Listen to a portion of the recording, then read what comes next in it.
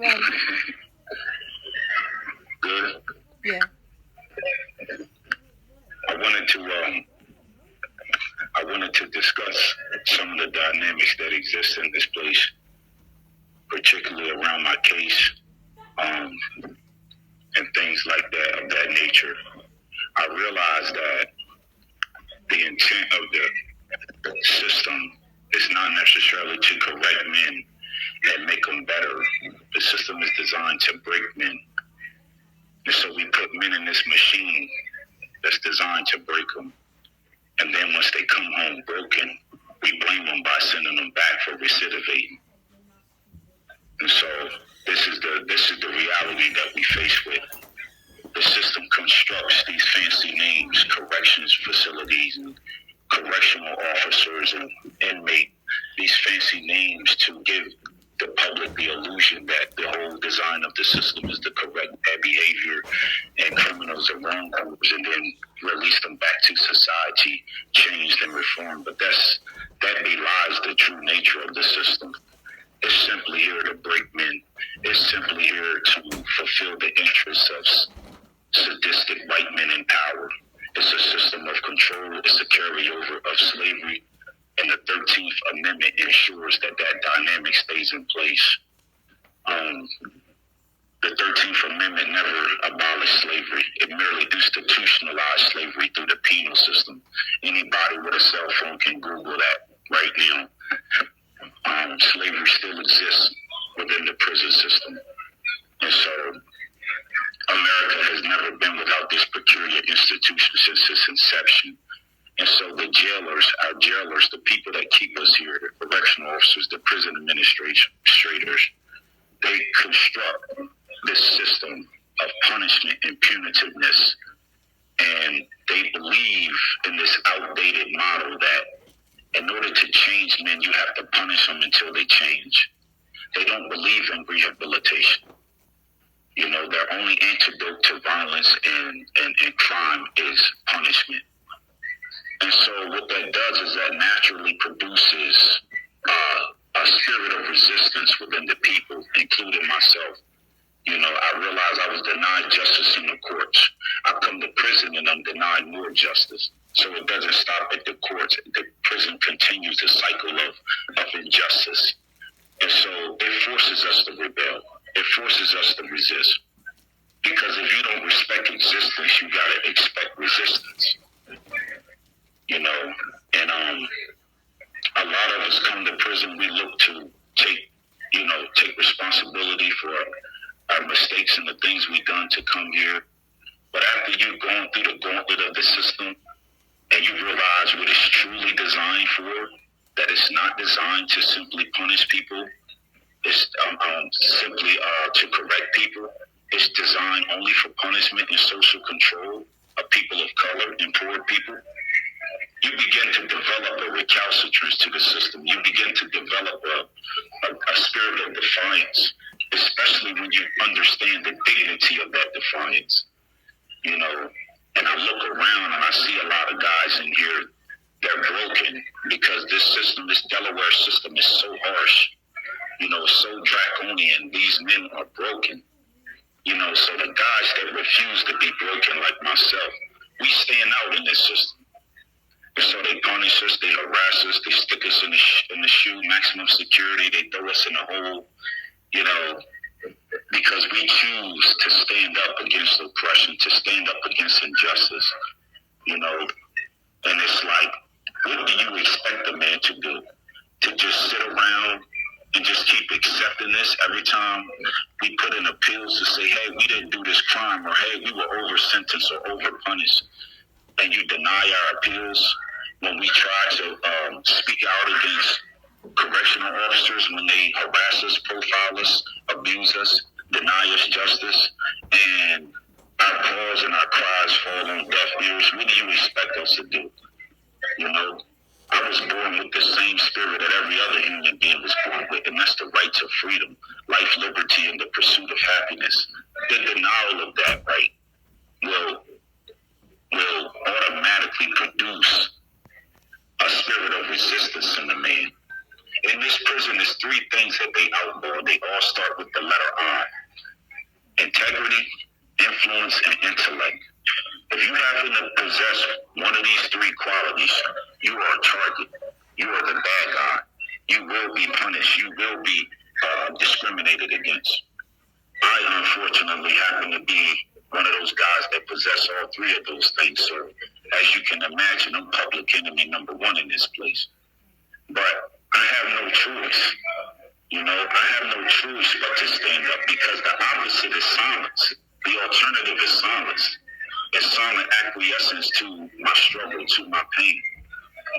You know, and I've done that for so many years, and that has gotten me nothing. This place, this system has sought to destroy my name, to hide my name from the world. So now I'm forced to make sure that the world knows my name. You know, so if I must die in this place, because my sentence, 91 years sentence, that eclipses my life expectancy. I'm not going to live that long, which means I look at the prospect of dying in this place every day I wake up. So if I must die, I will leave behind some sort of legacy, even if it's just these videos, even if it's just people hearing my voice and hearing my story through this YouTube channel.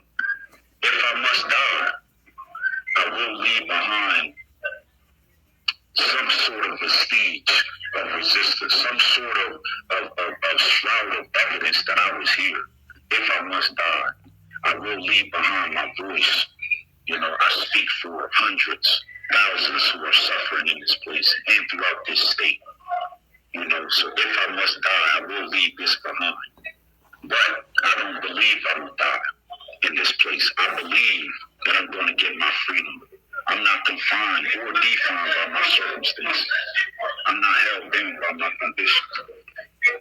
You know, and so I continue to push. I continue to fight, because I believe that one day justice will be served in my case. You know, I don't believe in just blind justice. Justice peeks behind her blindfold. You know, and when she sees that the person's skin is pigmented, she will slant the scales against that person. But denied justice is not delayed justice. And so I believe that one day I will get that justice. I'm an eagle in a chicken coop. I don't look like these birds. My beak is bigger than them. My wings are bigger. When they looking on the ground plucking, looking for crumbs, I'm trying to fly up out of this place, because I believe that my destiny is in the sky, and I believe that this is not the end of me. You know, I believe that this is a minor setback for a major comeback, and that this pain is preparing me for my purpose. So, with that said, I will continue to fight. When I think about all the legends who have come before me, all the great men that we remember in history who have went to prison. You know, Dr. King went to prison. Malcolm X went to prison. Huey Newton went to prison. The Messiah, Jesus himself, went to prison. The patriarch Joseph went to prison. Nelson Mandela went to prison. Plato, the Greek philosopher, went to prison. Marcus Garvey went to prison. All of these great men came out of a prison cell.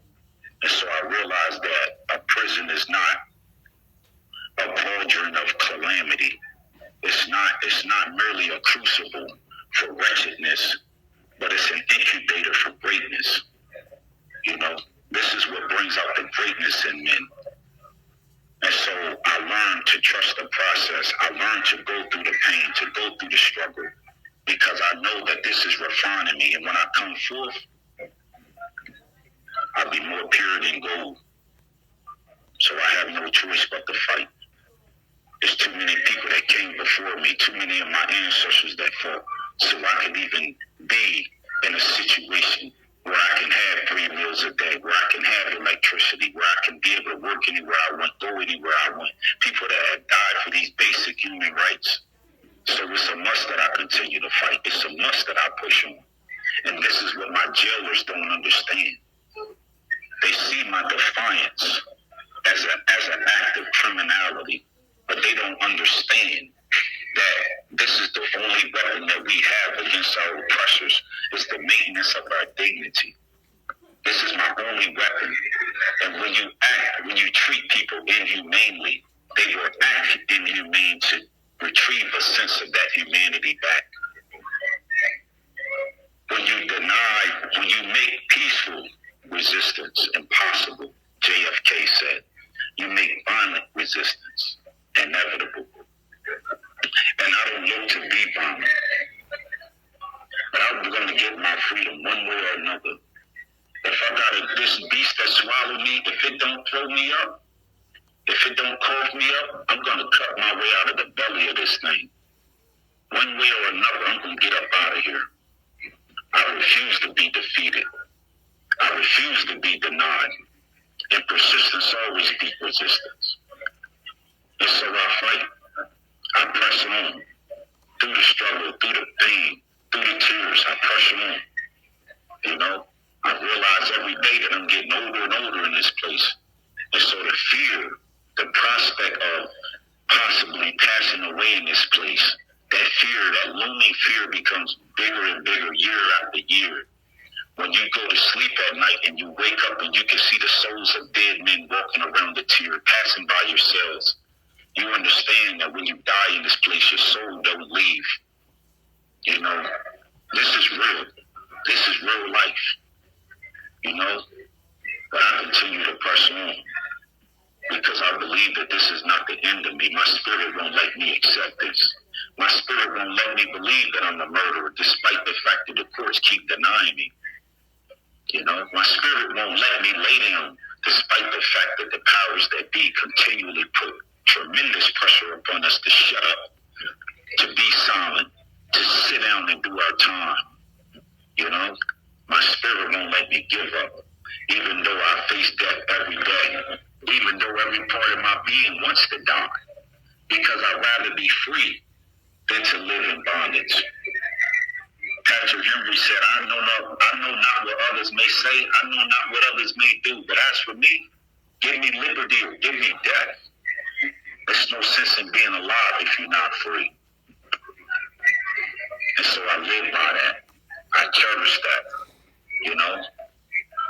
I hold that creed dear to my heart. I used to think I was getting cold because I lost my fear of death being in this place.